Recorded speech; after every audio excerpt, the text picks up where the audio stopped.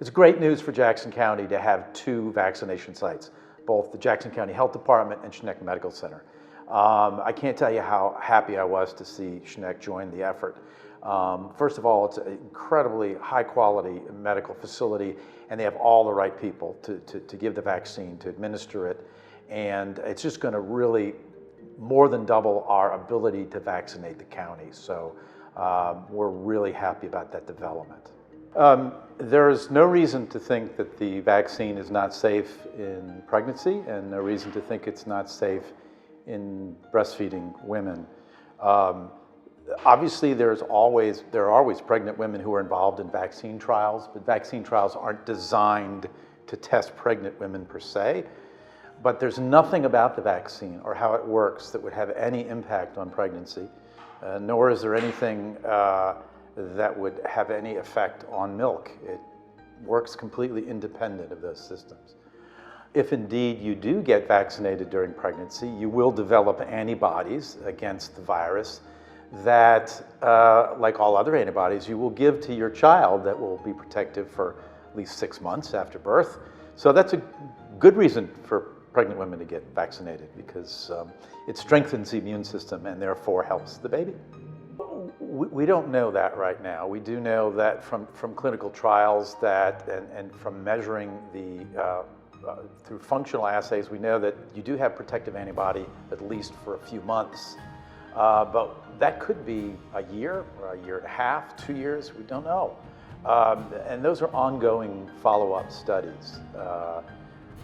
So just like the natural infection, if you do get COVID-19, we don't know how long your immunity might last. It could be anywhere from a lifetime to a few months. We just don't know yet.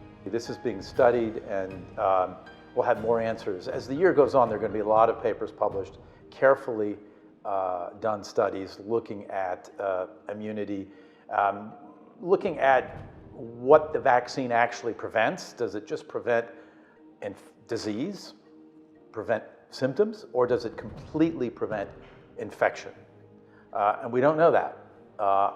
The endpoints in the studies were, do people get sick? Do they get COVID-19? And the answer is the vaccines that we're using now were 95% effective in preventing COVID-19. But does it say that we can't get some of the virus and it could replicate in us a little bit and we might pass it on to others? It's possible. We just don't know that yet. Absolutely. At this point, we should be doing the distancing, we should be wearing masks and washing our hands, and taking all the common sense measures, including avoiding crowds, until those infection rates in the community come down substantially. I mean, way lower than they are now, even though they're a little better right now. We're not nearly there. So in the end, it's not just whether you're vaccinated or not that's going to go into precautions. It's how much of it is in the community. That's a good question. The first and second doses are identical. And you should always, of course, get the vaccine that you got the first time. Don't switch the companies, the preparations.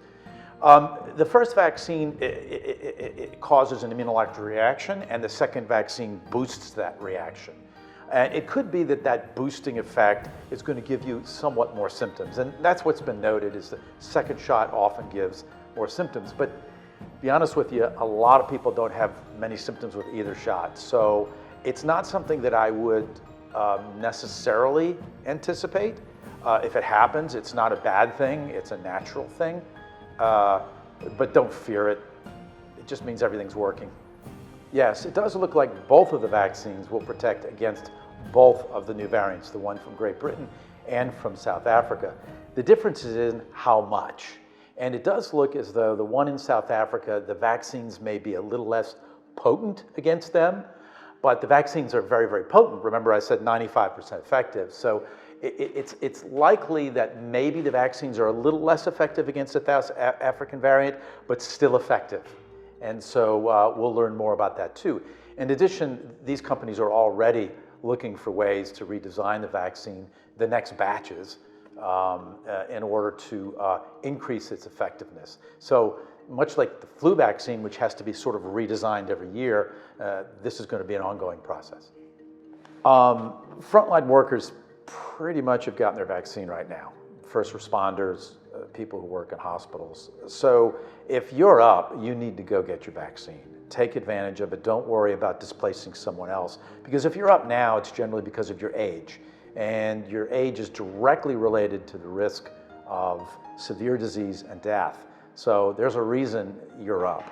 I got my hair cut yesterday by a lady who did not want to get the vaccine. And her mother was in a nursing home, and her mother refused the vaccine. And I asked the lady, the hairdresser, why she didn't want the vaccine. And she said, well, they haven't done enough research as far as I'm concerned. And I felt like saying, well, what is it that would satisfy you? You know, it satisfied me, and I've reviewed the research in great detail.